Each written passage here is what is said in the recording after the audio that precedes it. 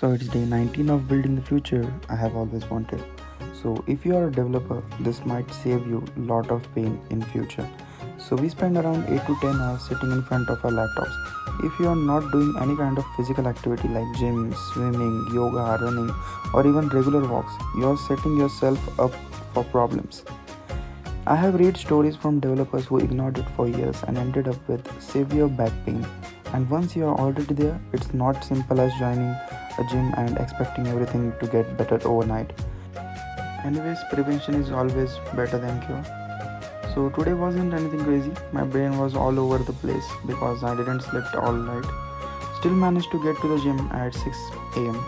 I'm also trying to speed up my workouts. Earlier I do waste 5 to 10 minutes between sets just sitting around. Now I'm trying to stay focused, keep my rest time shorter, and get the workout done without dragging it out. So ended the day by solving the lead code problem of the day. Nothing spectacular today. Just another day of building the future I want. So see you on day 20. See ya.